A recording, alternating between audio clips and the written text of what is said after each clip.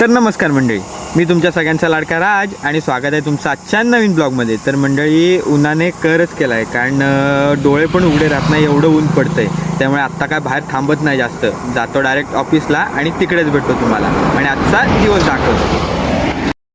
ऑफिसमधली कामं आवरली आणि बाहेर पडलो मित्रांसोबत. ते पण ट्रिप्सी ना भाई, आणि ट्रिप्सी फिरायची मजा काय आहे फक्त मुलांनाच माहिती आहे.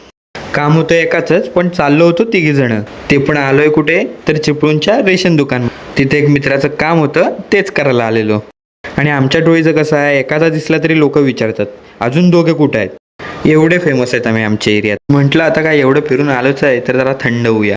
तेवढ्यात दिसला हा भंगारवाला. अगदी त्याला काम शोभून दिसत होतं. जसं बोलतो तसं करून दाखवतो, आहे की नाही भारी.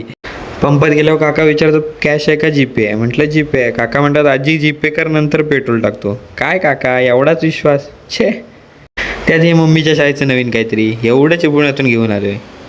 अब गाडी भाडा तो लेना पडेगा भाय. मग तिथून गेलो गावात. तिथे होता साखरपुडा आणि आपली उपस्थिती प्रार्थनीय आहे म्हणून आपली पहिली हजेरी असते. आणि तेच आपलं नेहमीचं काम करत होतो, पंक्तीला जेवण वाढणे. त्याच्यासाठीच फुल फेमस आहे आपण गावात. तेवढ्यात उत्साही कार्यकर्त्याने हात दाखवला. म्हटलं त्यांना व्हिडिओ घेणं भागच आहे म्हणून लगेच घेऊन टाकली व्हिडिओ. मग काय स्वतः बसलो जेवायला. आणि जेवायला बसल्यावर पत्रावळीवरची धमकी दिसली. आयला म्हटलं आता काय खरं नाही. शेवटी वाढलं बाबा, कोणीतरी जेवायला वाढलं. म्हटलं आता सगळं झालं, बाद झालं, आता जेवून घेऊया आणि गप्प घरात जाऊया.